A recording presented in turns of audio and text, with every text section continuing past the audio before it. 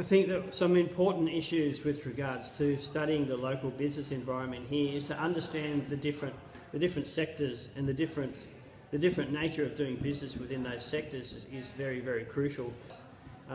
The more that you can do in export in countries such as Vietnam and other Asian countries, the more benefit you will have in taking advantage of affordable labour and so on and so forth.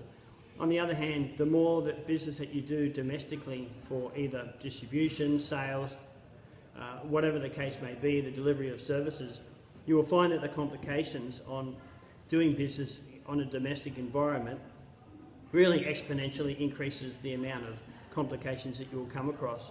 The more export you can do, the more isolated you are from a lot of the local challenges,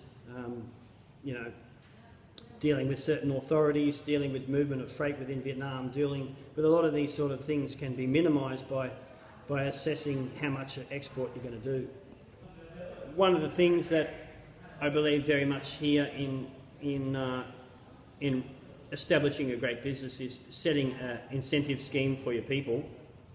And what you're trying to do, of course, here is to provide an environment which is your own environment. It provides lots of incentives, good working conditions and so on and so forth.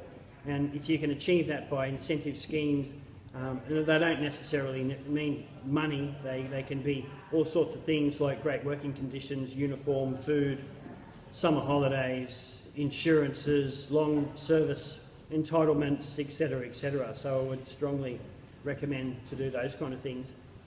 Teach communication is another great way to develop your business here in Vietnam, because basically one of the challenges that people do face here is the communication methods that are used in developing countries can be rather brash, can be rather short, and studying the culture of how things are done can be alleviated to a certain extent by obviously getting involved in great communications. So on all levels of your business here in Vietnam, this is a crucial part of the success of getting things done. Basically, promote communications, teach communications, and teach the benefit of better communications to all your staff. It goes without saying that you're going to need great staff. One of the most important things in my business is identifying who the great staff and rewarding them and giving them a long-term opportunity within the company to advance themselves, to advance their quality of life, their families, and so on and so forth. This is essential to make people aware of the fact that they do have a future with your company and they don't need to go anywhere else to look for something better. One of the things that is a challenge in Vietnam is staff turnover. If you don't manage that situation, you will train your people and you will lose your people. So basically the working conditions, the incentives, the benefits, everything else is such a crucial part. One of the things that is a big challenge here in Vietnam is obviously, as it is throughout Asia, is the somewhat sensitive subject of corruption. But basically what we have encouraged is not only incentive, the opportunity to receive remuneration within the organisation to offset the temptation against corruption, but not only that, is to make corruption a non-sensitive subject. One of the issues that companies, industries, whatever face in countries such as Vietnam is corruption is treated like some kind of a sensitive subject.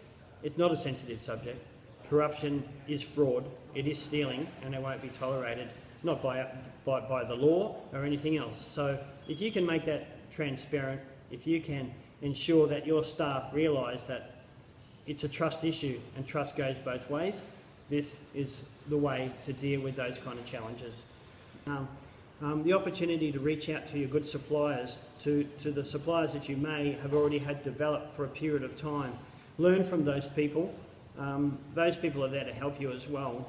Inform them of your investments, inform them what you're trying to achieve, and then request from them that they may be able to help you. And if they can, then be prepared to listen and to accept what they have to say. Not only that, be prepared to travel in Vietnam and to visit other suppliers, visit other clients, visit other competitors. spend your time to learn, because this is a place where there's a lot to learn, but there is a lot to achieve. So if you do your work and you work hard, you'll get there.